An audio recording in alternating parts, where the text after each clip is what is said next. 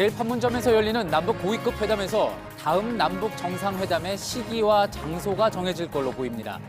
남과 북의 정상이 세 번째로 만날 장소는 평양이 될 가능성도 큰 걸로 전해졌습니다. 양승태 대법원장 시절 법원행정처가 자유한국당 홍일표 의원의 형사사건을 놓고 기소도 되기 전에 이를 어떻게 막을지 검토한 정황이 JTBC 취재 결과 확인됐습니다. 재판에 넘겨지지도 않은 수사 내용을 행정처가 어떻게 알았는지 검찰이 수사를 집중하고 있습니다. 드루킹 댓글 조작 사건을 수사하고 있는 특검이 김경수 경남지사에게 드루킹을 소개한 송인배 청와대 정무비서관을 조사했습니다. 특검은 조만간 백원우 청와대 민정비서관도 불러 조사할 계획입니다. 오늘 낮 김포대교 아래에서 구조활동을 펼치던 소방구조보트가 전복됐습니다. 이 사고로 소방관 2명이 실종돼 수색 작업이 이루어지고 있습니다. 최근 일부 공개된 국민연금 개혁안에 대해 가입자들의 반발이 커지고 있습니다. 복지부는 지금 나오고 있는 개혁안 내용은 자문위의 의견일 뿐이라며 최종안이 아니라고 선긋기에 나섰습니다. 지난해 정부가 가상화폐를 통한 자금 조달을 전면 금지한 뒤에도 가상화폐를 가장한 사기 사건이 기승을 부리고 있습니다. 최근 검찰은 1,000억 원대 유사 가상화폐 사기 사건 수사에 들어간 걸로 확인됐습니다. JTBC 뉴스룸 지금 시작합니다.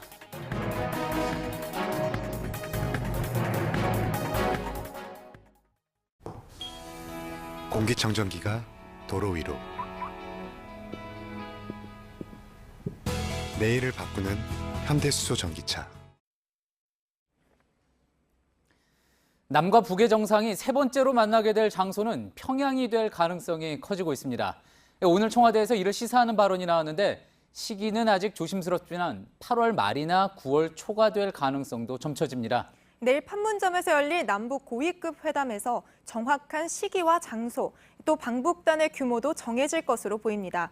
회담 의제에는 비핵화 문제도 포함될 거란 관측이 나옵니다. 김소현 기자입니다. 김의겸 청와대 대변인은 남북 고위급 회담에서 남북 정상회담의 시기와 장소, 방북단의 규모 등이 합의될 걸로 기대한다고 말했습니다.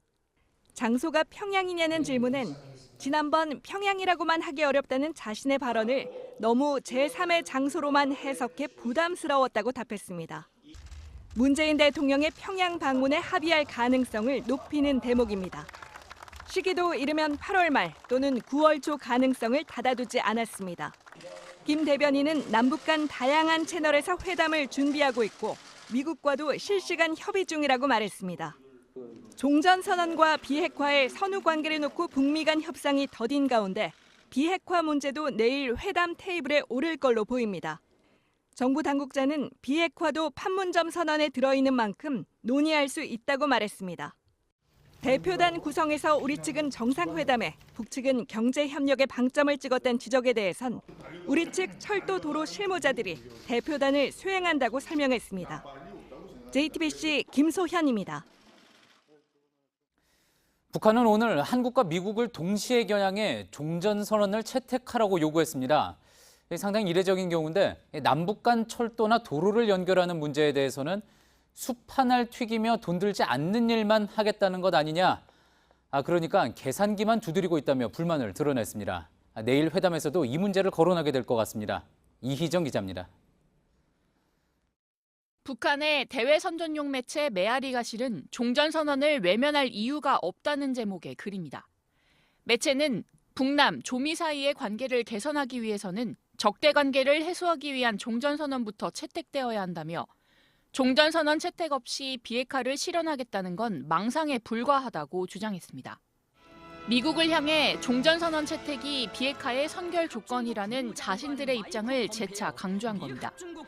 이어 종전선언 채택은 북남 조미 사이에 이미 합의된 문제라면서 우리를 향해서도 북미 간 중재 역할에 나설 것을 촉구했습니다. 미국과의 비핵화 협상이 제자리 걸음인 상황에서 대북 제재 활로를 찾기 위한 전략으로 읽힙니다.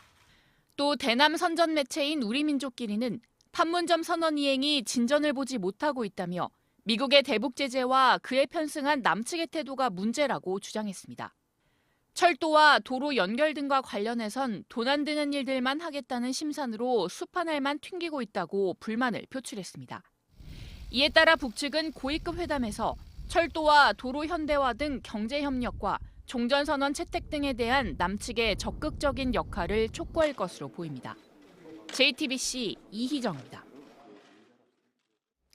양승태 대법원장 시절 법원행정처가 사법권을 남용했다는 의혹이 제기되는 또 하나의 문건을 검찰이 확보했습니다. 현직 국회의원이 불법 정치자금 혐의로 수사를 받게 됐는데 기소가 되기도 전에 행정처가 나서서 이를 어떻게 막을 수 있을지 대신 검토했다는 겁니다. 해당 의원은 당시 대법원 수건 사업이었던 상고법원을 세우는데 앞장섰던 인물입니다. 저희 한민용 앵커가 취재한 내용인데 먼저 리포트 보시고 다른 취재 기자와 좀 더 이야기 나눠보겠습니다. 지난 2016년 검찰은 홍일표 의원이 한 중소기업가 A씨에게서 1,000만 원대 돈을 받은 혐의에 대해 수사에 나섰습니다. 그런데 한창 수사가 진행되고 있던 그해 11월, 대법원은 마치 수사 내용을 자세히 들여다본 것처럼 홍 의원의 방어 방법을 검토한 문건을 작성했습니다. A씨는 당초 수사 과정에서 홍 의원에게 돈을 주지 않았다고 했다가 사실은 준 게 맞다고 진술을 번복했는데 이에 맞춰 방어 방법을 검토한 겁니다. 대법원 문건엔 입금된 자금 흐름을 명백히 밝혀 A씨의 진술을 탄핵한다고 적혀 있습니다. 통장에 입금된 돈의 사용처를 밝혀야 한다면서 사무실 유지 비용용 통장이란 홍 의원 진술은 불리하다는 언급도 있습니다. 또 A씨가 세무조사 등을 우려해 검찰에서 진술을 바꿨을 가능성으로 진술을 탄핵한다는 방법도 제시했습니다. A씨 진술에 따라 유죄가 선고된다면 의원직을 유지할 수 있는 벌금 100만 원 미만의 선고는 어렵다며 예상 형량까지 검토했습니다. 이 사건은 현재 1심 재판이 진행되고 있습니다. 검찰은 대법원이 수사 중인 내용을 어떻게 알았는지에 주목하고 있습니다. 홍 의원 측이 직접 말했거나 검찰이 청구한 각종 영장 기록을 통해 아는 방법밖에 없다는 겁니다. 이에 대해 홍 의원은 취재진에 수사받는 시점에 법원에 말할 이유도 없고 금시초문이라고 밝혔습니다. 검찰은 대법원이 만약 영장 기록을 통해 수사 내용을 빼냈다면 기밀누설죄에 해당한다고 보고 있습니다. 문건 작성자로 적혀있는 A 판사는 최근 검찰 조사에서 임종원 전 차장이 건네준 자료를 검토해 문건을 작성했다고 진술한 것으로 전해졌습니다. JTBC 한민용입니다. 왜 법원행정처라는 조직이 국회의원 개인의 형사 사건까지 미리 검토하면서 공을 들였는지 관련해서 궁금한 점들이 많습니다. 취재 기자와 하나하나 풀어보도록 하겠습니다. 강보들 기자, 자 검찰이 이제까지 확보한 문건 그리고 관련자 진술 토대로 보면은 임종원 당시 법원행정처 차장이 그 지시로 법원행정처가 홍일표 의원의 정치자금법 위반 사건을 검토했다 이렇게 보고 있는 것 아닙니까? 자, 앞서 민사 사건에서도 비슷한 검토가 있었던 걸로 또 파악이 됐었는데 홍 의원이 얼마나 중요했으면 법원행정처 입장에서면 중요했으면 그랬나 하는 생각이 우선 드는군요. 오늘 보도한 정치자금법 위반 문건, 검토 문건 외에도요. 민사소송을 검토한 문건도 검찰이 확보했습니다. 홍 의원에 대한 법원행정처의 감정이 어땠는지는 이 문건을 보면 바로 알 수 있습니다. 2015년 3월 작성된 법사위원 대응 전략 문건입니다. 홍 의원과의 대화 소재로 대표 발의에 감사하며 통과 시에는 법원이 늘 감사할 것이라는 점을 적절히 설명하라는 지침이 적혀 있습니다. 지금도 감사하고 앞으로도 감사할 것이다. 이렇게 내용이 적혀 있다는 거죠. 자, 이 부분은 앞서 저희가 이제 소개한 바도 있지만 홍일표 의원이 양승태 대법원장 수건 사업이던 상고법원 도입에 앞장을 서서 이제 필요한 법안을 대표 발의했기 때문이다. 이런 해석이 나오는 거죠. 당시 법무부는 사실상 상고법원 도입에 반대하고 있었습니다. 이 때문에 정부가 법안을 내는 이 정부 입법이 어려운 상황이었습니다. 그래서 법원행정처는 2014년 10월 국회 법제사법위원회 간사의 명의로 의원 입법을 하고 의원 100여 명 이상의 서명을 받겠다는 전략을 세웠습니다. 이 계획대로 당시 여당이던 새누리당 간사 홍 의원이 법안을 대표 발의한 겁니다. 이 홍 의원이 발의한 법안은 앞서 법원행정처가 공청회에서 발표했던 안과 거의 흡사합니다. 자, 그런데 법원행정처가 홍 의원을 좀 더 적극적으로 활용을 하려고 했던 흔적이 더 있다고 하죠? 홍 의원을 통해 의원들을 설득하려 했습니다. 2015년 4월에 법원행정처는 재보선 이후에 전국을 분석하는 문건을 작성했습니다. 예. 당시 새누리당이 압승을 거두면서 입지가 강화된 김무성 대표를 집중 설득해야 한다는 겁니다. 그러면서 김 대표의 접촉 루트로 친분이 깊은 홍 의원을 추천했습니다. 또 홍 의원이 토론회 등에서 상고법원의 장점을 언급하도록 하자는 계획도 행정처가 작성한 문건에서 확인할 수 있었습니다. 예. 자, 그렇다면 그 문건만 보면은 법원행정처는 홍 의원을 사실상 한 팀처럼 생각을 했다. 이렇게 파악이 될 것 같은데. 자, 검찰은 이를 중요한 부분은 이거 같습니다. 대가를 바라고 한 어떤 입법 로비다 이렇게 보고 있는 겁니까? 검찰은 법원행정처가 작성한 정치자금법 위반 검토 문건 또 이제 민사소송 검토 문건 등을 확보하고 대가성 여부를 수사하고 있습니다. 지금까지 홍 의원은 소신에 따라 법안을 발의했을 뿐이며 거래는 전혀 없었다고 말하고 있습니다. 하지만 검찰은 행정처 문건에 담긴 내용이 본인이 알리거나 수사 내용을 빼내지 않으면 알 수 없는 내용이라는 점에서 의심을 거두지 않고 있습니다. 예, 잘 들었습니다. 사회부 강보들 기자였습니다. 예,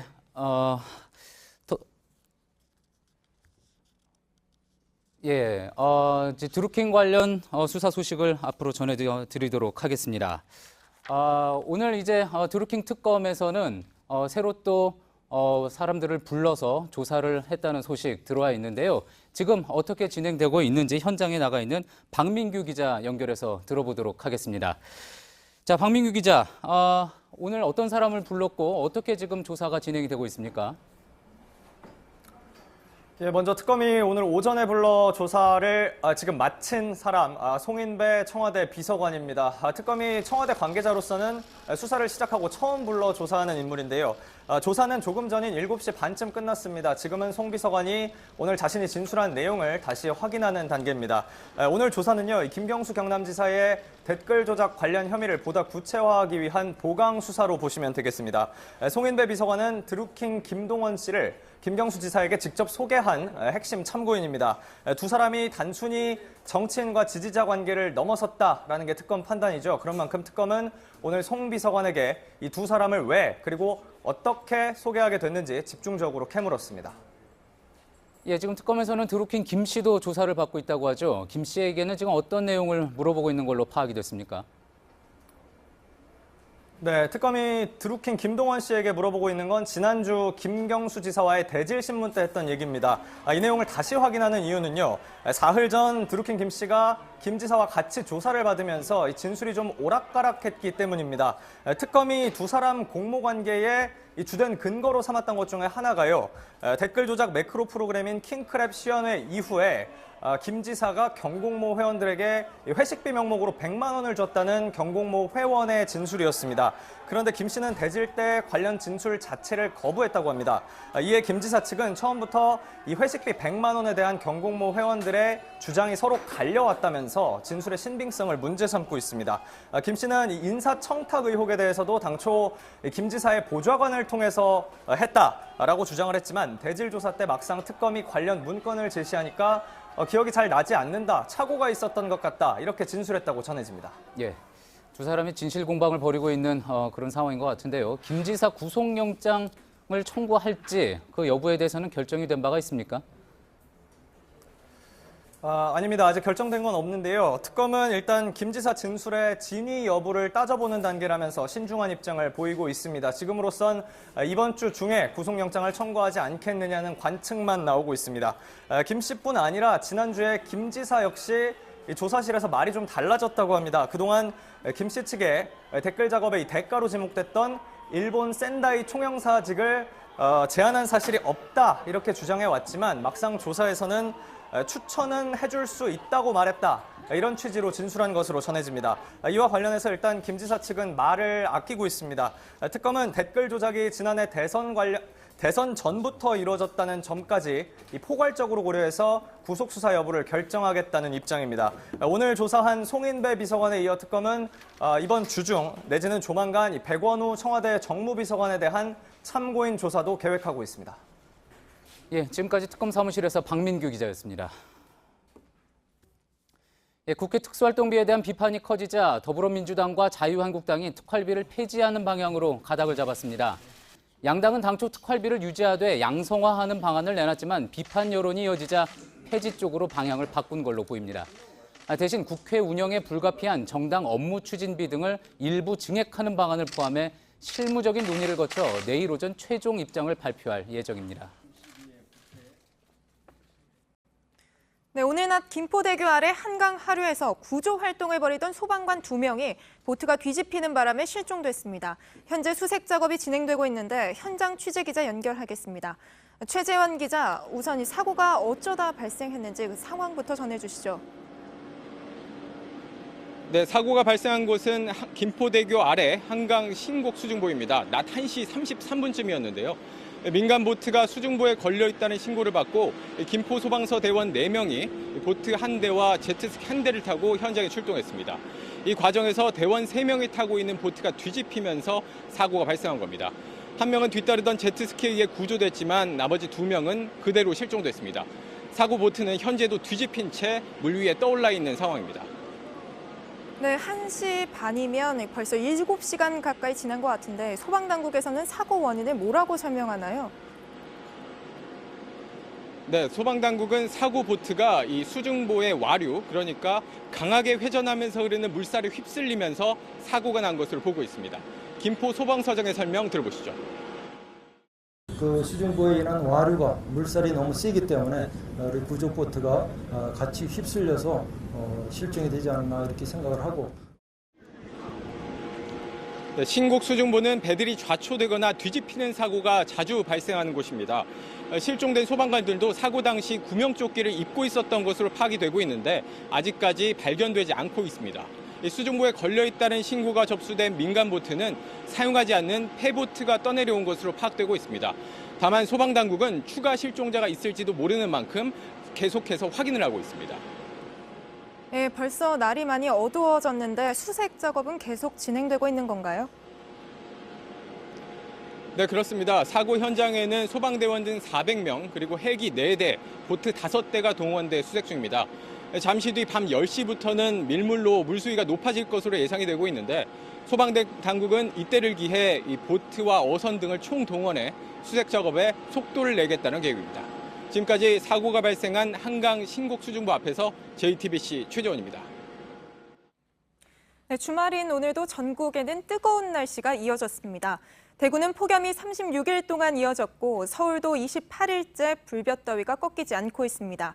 폭염을 누그러뜨려 줄 것으로 기대했던 태풍 야기도 중국 내륙으로 상륙할 것으로 보여 한동안 더위는 계속될 것 같습니다. 정진명 기자입니다. 도심 한복판 하천이 물장난을 치며 노는 아이들로 북적입니다. 물에 발을 담근 어른들은 잠시나마 더위를 식혀봅니다. 계곡에선 너도 나도 시원하게 다이빙을 하며 몸을 흠뻑 적십니다. 나무 그늘에 누워 늘어지게 낮잠을 청하기도 합니다. 전국의 계곡과 해수욕장에는 오늘 하루 막바지 피서를 즐기려는 사람들로 붐볐습니다. 너무 더워요, 지금은요. 아주 여기 오니까 살 것 같아요. 오늘 낮 35.3도를 기록한 서울을 비롯해 동해안을 제외한 전국에 무더위가 기승을 부렸습니다. 충남 부여가 36.2도로 가장 더웠고 전주 36.1도, 수원 35.6도로 뒤를 이었습니다. 좀처럼 무더위의 기세가 꺾이지 않으면서 올해 서울의 폭염 일수는 벌써 28일로 역대 최악 더위를 기록했던 1994년 29일에 육박하고 있습니다. 대구는 36일째, 광주는 32일째 폭염 일수가 이어지고 있습니다. 대만 인근 해상에 있는 14호 태풍 야기는 중국 내륙으로 북상할 것으로 보입니다. 태풍의 최종 진로가 한반도와 멀어지면서 불볕더위는 이번 주에도 계속될 전망입니다. 내일 낮 기온은 서울과 대구가 36도, 광주 35도, 강릉 33도로 더위가 주춤했던 동해안도 기온이 지속겠습니다. JTBC 정진명입니다. 기록적인 폭염이 이어지는 가운데 어느 때보다 힘겨운 시간을 보내고 있는 곳, 바로 골목 상권입니다. 폭염과 가뭄으로 식재료 값이 치솟은 데다 기름값과 임대료 인상까지 겹쳐 상인들의 부담이 어느 때보다 커졌기 때문입니다. 게다가 무더위 탓에 손님 발길도 뚝 끊겨 피서지 상권마저 바캉스 특수가 사라졌습니다. 이미 올 상반기에만 음식점과 주점이 몰린 소규모 자영업에서 4만 6천여 명이 일터를 잃었는데 엎친 데 덮친 격입니다. 폭염 속 생기를 잃어버린 골목 상권을 이수진 기자가 돌아봤습니다. 끓는 기름 앞에 서 있는 것만으로 얼굴에 땀이 맺힙니다. 드문드문 손님이 빵을 사가지만 상인 표정이 밝지 않습니다. 인건비, 우선 인건비가 너무 비싸고, 응? 또 이 집세도 만만치도 않고 그래가지고 좀 견디기가 힘들어. 인근 식당도 마찬가지입니다. 재료값과 인건비는 올랐는데 매출은 오히려 줄었다고 하소연합니다. 무값도 지금 많이 올라서 원래 1,000원씩 하는 게 지금 3,500원, 3,000원 해요, 지금. 폭염 때문에 재료값은 계속 오르고 있습니다. 지난달 2,400원 정도 하던 양배추는 7,600원이 됐고 시금치, 고추도 2배 넘게 올랐습니다. 긴 더위 탓에 농작물 작황이 크게 나빠졌기 때문입니다. 폭염이 이어지면서 시장을 찾는 손님은 눈에 띄게 줄었습니다. 소득이 줄어든 그만큼 일하는 시간은 늘었습니다. 남는 게 많이 줄어들었죠. 그래서 안 쉬고 일하고 있어요. 지난해 소상공인 폐업자 수는 91만 명 정도로 1998년 외환위기 당시 65만 명보다 많았습니다. 정부와 여당은 오는 14일 자영업자 지원 대책을 발표할 예정입니다. 부가가치세 면제 기준 매출액을 연 2,400만 원에서 3,000만 원으로 확대하고 카드 수수료 혜택을 늘리는 방안을 검토하고 있습니다. 하지만 전문가들은 자영업자들의 영업 환경이 급격히 악화되고 있어 이 정도로는 상황 해결이 어렵다고 입을 모읍니다. JTBC 이수진입니다. 네, 소상인들만큼 거리 노점상들도 장사가 안 된다고 호소하고 있습니다. 최근 서울시가 노점상들을 허가제로 운영하겠다며 가이드라인을 내놨는데 업주들은 사실상 장사하지 말란 이야기라며 반발하고 있습니다. 무슨 이야기인지 최규진 기자가 현장 목소리를 들어봤습니다. 과일과 김밥을 파는 노점상 앞에 손님들이 섰습니다. 노점과 손님으로 비좁아진 인도를 행인들이 일렬로 빠져나옵니다. 주변 점포 상인들은 통행과 장사에 방해된다며 불만을 털어놓습니다. 노점에다 냉장고 놓고 전기 쓰고 다 물총 갖다 놓고 복잡해 죽겠는데 천막창 저게 뭐야? 나라 망신이지. 무슨 선진국가 떠들어대 저렇게 해놓고. 노점상들과 점포 주인들이 생존권을 놓고 서로 부딪히는 상황이 된 겁니다. 이런 가운데 서울시가 최근 대책을 내놨습니다. 내년부터 허가를 받은 노점상만 도로 사용료를 내고 영업하도록 했습니다. 앞으로 인도 위 노점은 가로 3m, 세로 2.5m 면적 안에서만 장사할 수 있습니다. 통행로로는 2.5m 넘게 확보해야 합니다. 하지만 노점상들은 이 기준대로라면 모두 쫓겨나야 할 처지라고 하소연합니다. 한약재 판매 등으로 유명한 서울의 전통시장 경동시장입니다. 평소 유동인구가 2, 3만 명에 달하는 이곳에 오늘도 많은 방문객들이 찾아주었는데요. 시장 안쪽을 보면 도로폭이 넓어서 방문객들이 오고 가는 데는 지장이 없습니다. 하지만 이곳 노점상들이 있는 인도 쪽으로 와보면 사정은 조금 다릅니다. 길이를 재보면요. 도로폭이 약 1.50m 정도가 나옵니다. 서울시 가이드라인에 따르면 이곳 노점상들은 모두 면적을 줄이거나 영업을 그만둬야 합니다. 여기서 여기가 1.5m여도 좁아요. 여기 길 빼라, 뭐 여기 폭 넓히라 이렇게 하면 우리 힘들어서 장사 못해요. 노점상 허가제 자체가 현실성이 떨어진다는 지적도 나옵니다. 6,000개가 넘는 무허가 노점상 실태 조사도 제대로 안 되고 있기 때문입니다. 서울시는 내년 1월 시행에 앞서 유예 기간을 두고 노점상과 추가 협의를 이어나가겠다고 밝혔습니다. JTBC 최규진입니다.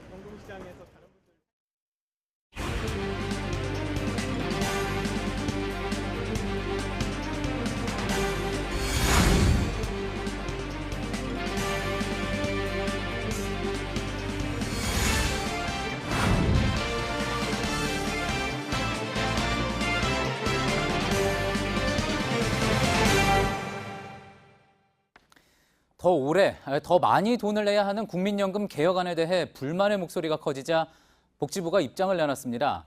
지금 나오는 방안들은 일단 자문안에 불과하다며 진화에 나선 겁니다. 이상화 기자입니다.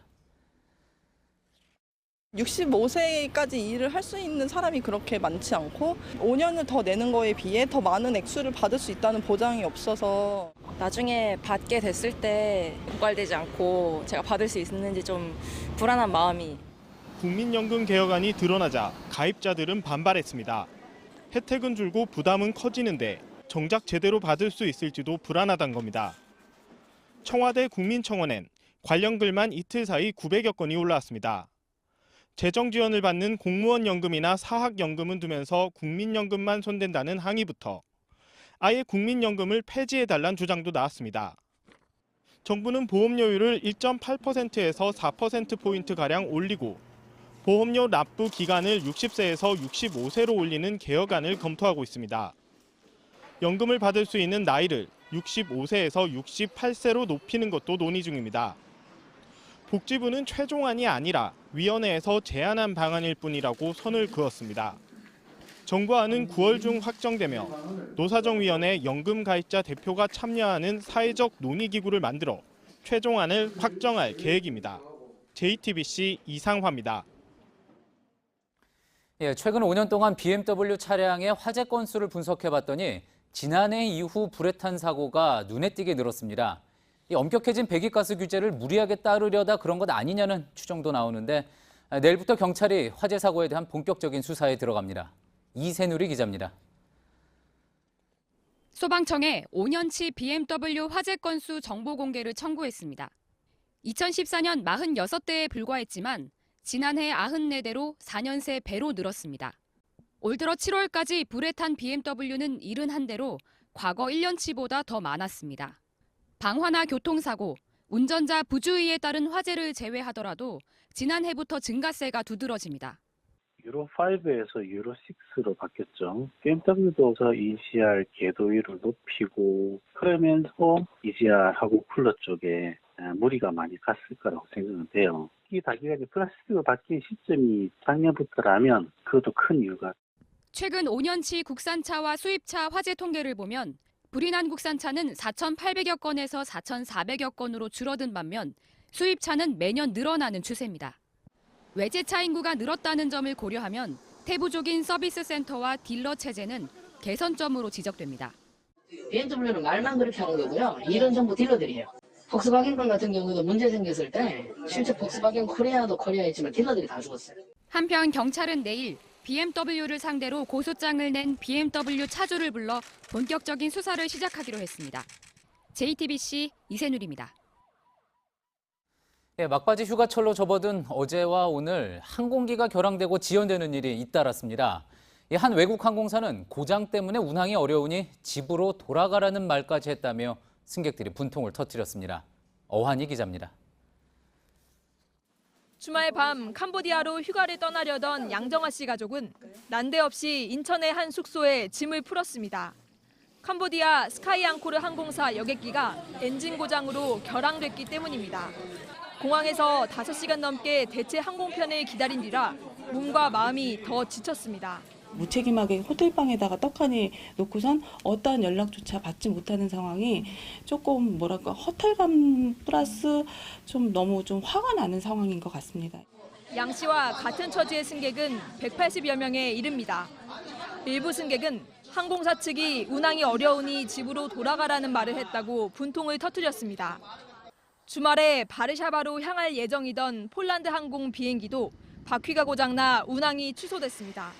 승객 250여 명은 10시간 넘게 공항에서 상황을 지켜보다 항공사가 마련한 숙소로 향했습니다.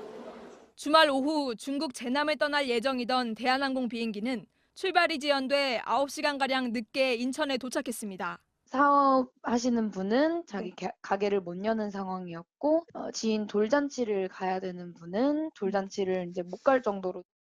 막바지 휴가철 항공기에 잇따른 결항과 지연으로 승객들의 불편이 속출했습니다. JTBC 어환입니다. 인터넷 커뮤니티인 워마드에 서울대에 몰래카메라가 설치됐다는 내용의 글이 잇따라 올라와 학교와 총학생회가 대응에 나섰습니다. 대학본부는 다음 달 7일까지 서울대 전체 화장실 1,700개를 대상으로 몰카 탐지에 나섭니다. 총학생회는 게시글의 진위를 밝혀달라며 경찰에 고발장을 낼 예정입니다. 조현준 효성 회장이 면세 한도를 넘긴 옷을 세관 신고 없이 들여오다 적발됐습니다. 티셔츠 11벌, 220만 원어치였습니다. 이 세관이 대한항공 총수 일가의 밀수 의혹 사건 이후 단속을 강화하겠다고 발표한 바가 있죠.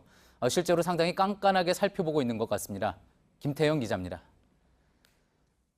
조현준 효성 회장이 세관에 적발된 것은 지난달 말입니다. 홍콩에서 인천공항으로 입국하던 길이었습니다. 여름용 티셔츠 11벌, 우리 돈 220만 원어치를 신고 없이 들여오다 압수당했습니다. 면세한도 60여만 원의 3배가 넘는 금액이었습니다. 관세를 내면 다시 들여올 수 있지만 조 회장은 이달 초 다시 홍콩에 가면서 반품했다고 효성 측은 밝혔습니다. 효성그룹 관계자는 규정을 어긴 건 맞지만 의도하지 않은 실수였다고 해명했습니다. 이번 일은 대한항공 총수 일가의 밀수 의혹 사건 이후 강화된 세관 검사가 영향을 미친 것으로 풀이됩니다. 출입국 당국 관계자는 대한항공 일가의 밀수 의혹 사건 뒤에 초고가 물품이 아니라도 적발 사례가 늘고 있다고 말했습니다. JTBC 김태영입니다. 최근 보물선이 있다며 투자자를 모집해 가상화폐를 판 신일그룹 관계자들 사기 혐의로 조사를 받고 있다는 소식 전해드렸죠. 그런데 이와 비슷한 사기 사건이 또 잇따르고 있습니다. 이 가상화폐는 원래 블록체인 기술을 기반으로 해야 하는데 이런 기술도 없이 사실상 다단계 방식으로 풍선만 키우다 터뜨리는 겁니다. 최근 검찰이 1,000억 원대 가상화폐 사기 사건에 대해 수사에 들어간 걸로 확인됐습니다. 전영희 기자의 보도입니다. 지난해 10월 등장한 헥스트라코인은 황금알을 낳는 거위로 자신을 포장했습니다. 원금 보장, 그리고 48%에 48% 수익, 그런 거죠. 1달러도 되지 않는 코인 가격을 올해 말 150달러까지 올리겠다는 청사진도 제시했습니다. 센세이션이다, 저는 그렇게 생각했거든요. 근데 좀 지나고 보니까 덫이었죠. 투자자가 불어난 올 1월 헥스트라 코인 가격은 폭락하기 시작해 3월엔 0달러, 휴지 조각이 됐습니다.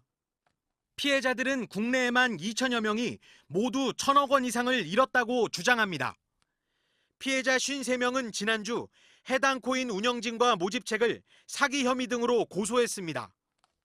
코인이라는 이름과 유사한 이미지만 차용했을 뿐이지 일반적으로 유통되고 현금화가 되는 그런 암호화폐로서의 기능은 전혀 없습니다. 블록체인 기술과 같은 실체 없이 1단계 8%, 2단계 3%, 3단계 1% 등 다단계로 추천 수당을 지급하며 덩치를 불렸단 겁니다. 취재진은 헥스트라 코인의 한 모집책을 추적했습니다. 명함 주소를 따라가 보니 보험회사 사무실입니다. 보험회사는 지점장님이시니까 이제 여기 그거는 모르겠어요. 저도. 해당 지점장도 윗선은 알지 못한다는 입장입니다. 다단계, 부단계 뭐 이런 거 유사수준이 법적으로는 걸리면 알죠. 근데 이게 잘 되면 문제가 아니라. 두바이에 있다고 알려진 헥스트라 코인 운영진은 현금이 아닌 비트코인으로만 투자를 받아 자금 추적이 더 어렵습니다. 그 소유자가 누군지를 파악하는 것은 용이하지 않습니다. 현금이 지갑에 들어있는데 그 지갑이 누구 건지 모르는 상황이 되는 거죠. 정부는 지난해 9월 가상화폐로 자금을 모으는 ICO를 전면 금지한다고 밝혔습니다. 하지만 가상화폐 자금 조달은 계속되면서 지난해 유사수신 피해 신고 712건 중 64%가 가상화폐 관련 사건이었습니다. 검찰은 헥스트라 코인 관련 사건을 고양지청에 배당하고 조만간 피해자를 조사할 계획입니다. JTBC 전영입니다.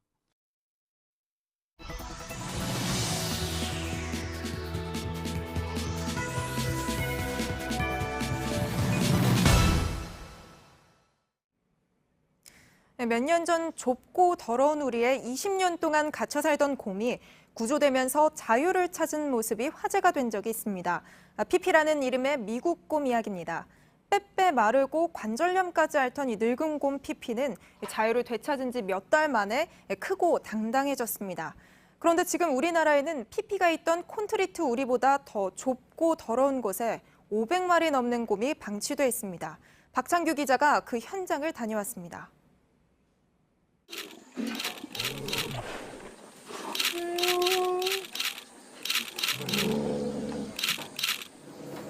농가 뒤엔 낡고 녹슨 뜬장 몇 개가 놓여 있습니다.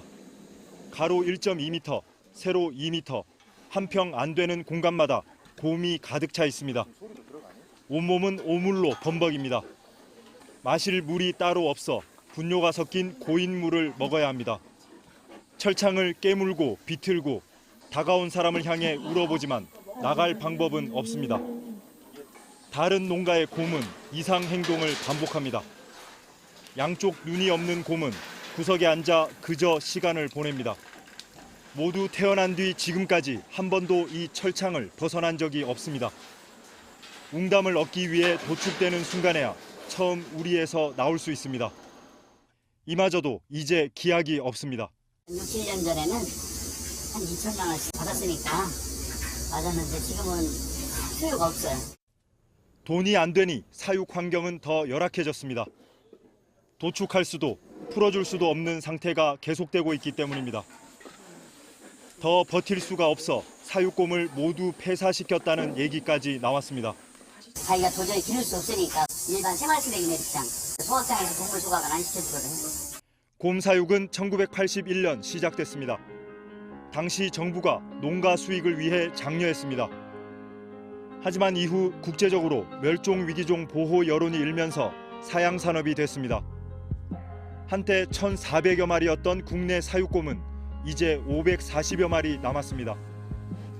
따로 보호할 방법을 만들지 못하면 모두 폐사할 때까지 이런 상황은 계속될 수밖에 없습니다. 곰의 수명이 40년이라고 계산을 한다면 37년, 38년. 쓸개 채취를 위해 곰을 키우는 나라는 전 세계에서 한국과 중국뿐입니다. JTBC 박창규입니다. 네, 제주도가 최근 비자림로를 확장한다며 삼나무 숲을 밀어내 환경훼손 논란이 크게 일었습니다. 급기야 오늘은 시민들이 직접 나무가 돼보는 체험을 하며 공사 반대 캠페인까지 벌였습니다. 최충일 기자입니다. 삼나무 900여 그루가 잘려나가 휑한 흙밭만 남은 제주시 비자림로. 초록색 천을 허리에 두른 시민들이 종이에 이름을 적고 나무가 돼보는 퍼포먼스를 합니다. 나무가 베어지는 거는 인간의 목숨이 사라지는 것과 똑같다. 그만큼의 무게와 소중함을 가지고 정책들을 세웠으면 하는 바람이라고.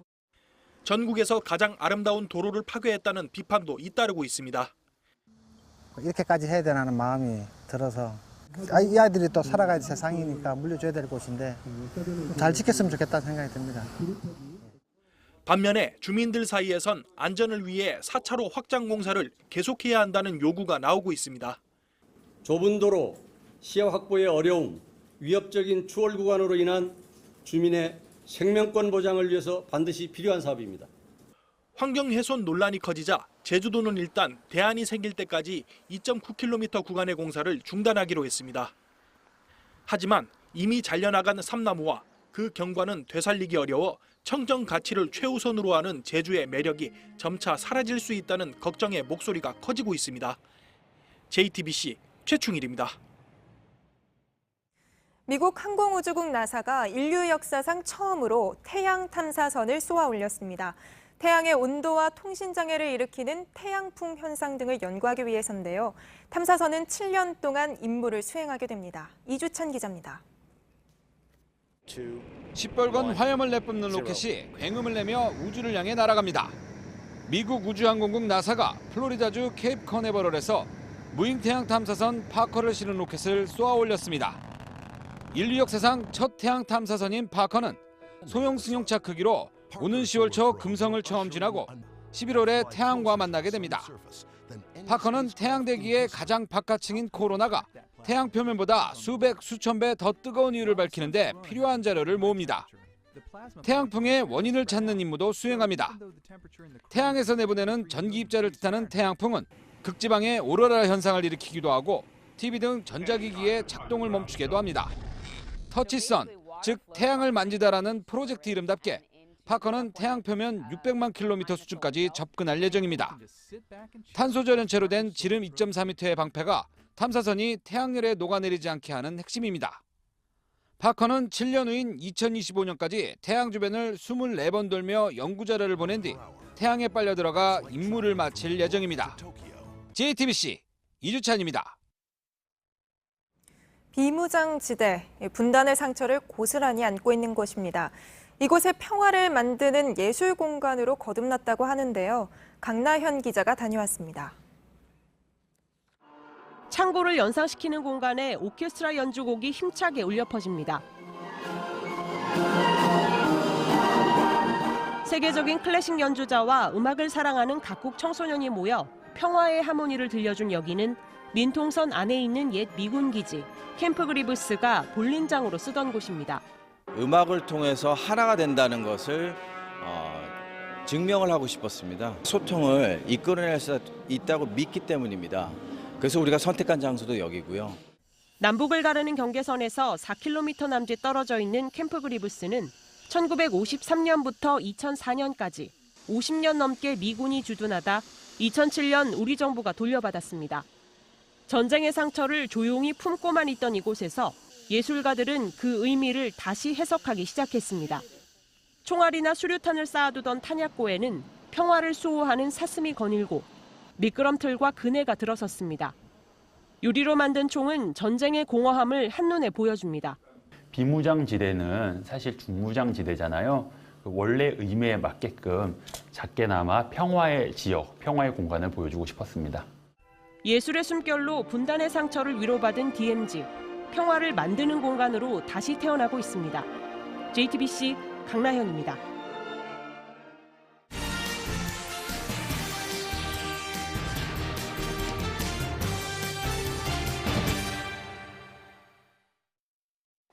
오늘의 뉴스룸 키워드는 레몬법입니다. 요즘 자동차 화재 사고와 맞물려서 한 번쯤은 들어보셨을 텐데요. 70년대 미국에서 자동차 소비자들의 권익을 위해 만든 법. 오렌지인 줄 알고 샀는데 오렌지를 닮은 신레몬이었다. 이런 말에서 유래했습니다. 산지 얼마 안 됐는데 같은 결함이 여러 번 발생하는, 그러니까 레몬 같은 불량품이었다면 업체가 새 차로 바꿔주거나 돈을 다 돌려주게 한 법입니다. 이 한국판 레몬법인 자동차관리법 개정안도 최근에 통과돼 내년 1월부터 시행될 예정이고요. 소비자 권리 면에서 이렇게 진일보한 건데, 하지만 이걸로는 이번 BMW 같은 사태를 해결할 수 없다고 합니다. 이 하자가 여러 번 발생해야지 바꿔달라고 말을 할 수 있는데 이렇게 홀랑 불타버리면 그럴 기회조차 없기 때문인 거죠. 그러니 이번처럼 중고차 시세를 쳐서 보상해주겠다는 업체 제안을 따르는 게 최선인 상황입니다. 그래서 훨씬 더 강력한 징벌적 손해배상이 필요하다는 목소리가 높고 또 실제 정치권까지 나서고 있으니 여러모로 BMW는 한국 소비자 권익 차원에서 어떤 하나의 이정표가 됐다고 할까요? 달콤한 오렌지인 줄 알고 깨물었다가 신레몬인 걸 알게 된 순간 느끼게 된 배신감과 분노. BMW는 오렌지인지 레몬인지 소비자 앞에서 스스로 입증해야 한다는 오늘의 뉴스룸 키워드, 레몬법이었습니다.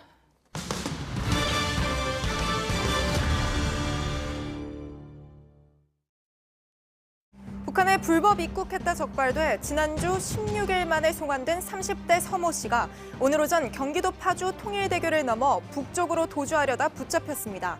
서 씨는 검문에 응하지 않은 채 민간인 출입 통제선을 넘었고 통일대교에서 6km 떨어진 저수지 근처에서 검거돼 경찰에 넘겨졌습니다. 최근 북한 당국에 구속된 것으로 알려진 일본인 남성은 39살 영상 제작자라고 일본 언론이 보도했습니다. 아사히 신문은 이 남성이 북한 남포를 방문하던 중 당국에 구속됐는데 군사시설을 촬영해 스파이 혐의를 받고 있을 가능성이 높다고 전했습니다. 짧은 장마에 기록적인 폭염까지 이어지면서 전국 주요 상수원 28곳 가운데 7곳에서 녹조가 심각한 것으로 나타났습니다. 환경부는 낙동강, 강정고령보 등 7곳에 조류경보가 발령 중이고 창녕, 하남보는 유해 남조류 세포수가 급증해 2013년 측정 이래 최고치를 기록했다고 밝혔습니다. 다만 수돗물 수질엔 문제가 없었다고 전했습니다. 간첩 조작 사건으로 가족이 직장을 잃는 등 재산상 손해를 봤다면 국가가 배상해야 한다는 법원의 판단이 나왔습니다. 대법원은 1980년대 남매 간첩단 조작 사건의 피해자 가족들에게 국가가 위자료뿐 아니라 재산상 손해까지 배상해야 한다는 취지로 2심 재판을 다시 하라고 결정했습니다.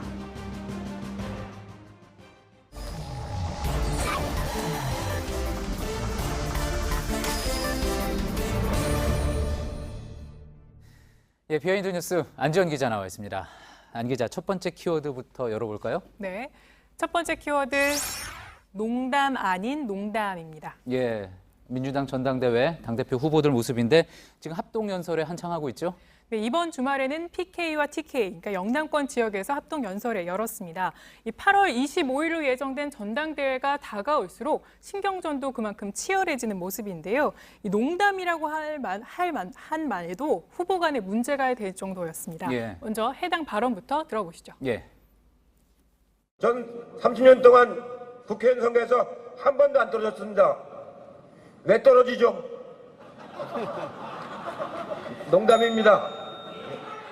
발언의 맥락은 이랬습니다. 그동안 자신이 당원들로부터 사랑 많이 받았다. 그러니까 앞으로는 보답하겠다. 이런 맥락이었는데 예. 사실상 더 나아가서는 이 자신의 2016년 김종인 비대위 체제 속에서도 이 공천에서 배제돼서 이 무소속으로 출마해서도 당선됐었다. 이런 맥락으로도 읽히기도 합니다. 예, 하지만 듣기에 따라서는 농담으로 들리지 않을 수도 있기 때문에 오늘 키워드를 농담 아닌 농담으로 뽑았겠죠? 네, 그렇습니다. 또 김진표 후보도 해당 발언을 문제 삼아서 페이스북에 글을 올리기도 했는데요.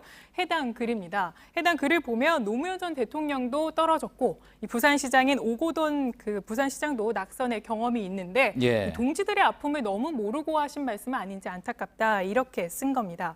실제로 노 전 대통령은 부산에서 여러 번 낙선을 했는데요. 국회의원 선거에서는 이렇게 2번 또 부산시장 후보로 나와서 낙선한 바 있었습니다.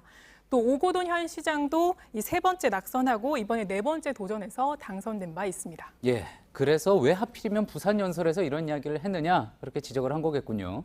네, 그렇습니다. 이 30년간 7번 선거에 거쳐서 이해찬 후보 이렇게 국회의원 배지를 달았지만 이 패배의 아픔이 아예 없는 건 아닙니다. 예. 앞서 말씀드렸다시피 공천에서 일단 배제된 바 있고요. 또 2007년 당시 대통합 민주신당 대선 후보 경선에서도 패배한 바 있습니다. 예, 자 그만큼 이 경선이 치열해지면서 한마디 한마디가 더 중요해지고 공방이 이어지는 것 같은데 오늘 합동연설에서 또 다른 신경전도 있었다고 하죠? 네, 전당대회가 보름도 남지 않은 상황에서 이해찬 후보는 이 철통 같은 단결력 여전히 강조했고요. 예. 나머지 두 후보는 이 후보에 대한 공세를 강화하는 모습이었습니다. 이 송영길 후보는 오늘 이해찬 후보가 그동안 계속 밀고 있는 20년 집권 플랜에 대해서 교만하다 이런 표현을 했고요.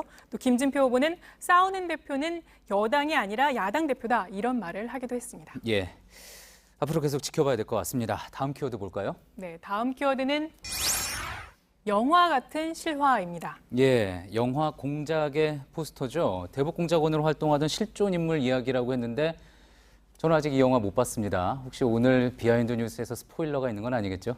네, 저는 사실 이 영화를 봤지만 이 스포일을 최대한 피하기 위해서 노력했습니다. 예. 네, 이 영화는 1990년 활동한 대북공작원 박채서 씨의 이야기입니다. 1997년 12월 대선을 앞두고 당시 김대중 후보를 낙선시키기 위해 안기부가 주도했던 북풍 공작 사건을 주로 다루는데 실제로 이후 2010년에 박 씨는 당시 기사를 보면 보시는 것처럼 이중 간첩 혐의로 구속되기도 했습니다. 예, 자, 저 영화가 배경이 된 게 1996년, 97년 이렇잖아요. 그 당시에는 안기부 소속된 대북 공작원들이 실제로 활발하게 활동을 하기도 했던 시기였죠? 네, 그렇습니다. 이 1998년 기사를 한번 보면 보시는 것처럼 이 김영삼 정부 들어선 남북한의 한 라인이 이렇게 단절됐고 그래서 비공식적인 라인들이 우후죽순격 생겨났다 이렇게 얘기를 했습니다. 예. 또 그래서 접촉은 주로 북한을 자주 드나드는 무역 중개상을 활용하거나 이런 식으로 이루어졌다 이렇게 소개하기도 했는데요. 또 해당 인터뷰를 보면은 대북 무역 중개인의 80%는 이중 첩자라고 봐도 된다 이런 인터뷰 내용을 실기도 했습니다. 예. 또 해당 내용에는 영화를 보면 이 남북한 합작 광고 사업에 대한 얘기도 나오는데요. 이 광고도 보시는 것처럼 지금 준비해봤는데 2005년에 최초로 남북한이 함께 만든 휴대전화 광고입니다. 예. 이효리 씨와 북한에서는 이 만수대 예술단원인 조명애 씨가 나와서 화제가 되기도 했습니다. 예. 자, 그런데 이 사건 외에도 실제로 그 이후에 또 북풍 사건 계속되지 않았습니까? 네, 그렇습니다. 일단 북한 변수의 의미는 북풍이라는 말은 이 영화에서 등장한 1996년에 이처럼 최초로 쓰이기 시작했습니다. 예. 그 전까지만 해도 북풍은 보시는 것처럼 북쪽에서 불어오는 바람 이런 뜻만 가지고 있었던 건데요. 1996년 김대중 당시 후보를 떨어뜨리기 위해서 판문점에서 북한의 무력 도발을 우리 안기부가 요구한 바 있고 그 다음해인 1997년에는 북측에 판문점에서 총을 쏴달라 이렇게 요청하기도 했습니다. 이후에 안기부는 국정원으로 이름을 바꿨지만 이명박 정부의 국정원은 또다시 댓글 부대를 운영하는 등 국내 정치에 개입한 사실이 드러나기도 했습니다. 예, 좀 앞으로 이런 내용은 영화 속에만 있어야 할 것 같습니다. 잘 들었습니다. 비하인드 뉴스 안지연 기자였습니다. 오늘 밤부터 내일 새벽까지 서울을 포함한 수도권과 영서 지방에 시간당 30mm가 넘는 소나기가 내릴 수 있습니다. 내일 낮 기온은 서울과 대구가 36도, 강릉 33도로 폭염이 이어지겠습니다. 또 내일 새벽까지 3대 유성우 가운데 하나인 페르세우스 유성우가 나타나 별똥별 관측도 가능하겠습니다. 예, 오늘 저희가 준비한 소식은 여기까지입니다. 시청해주신 여러분 고맙습니다.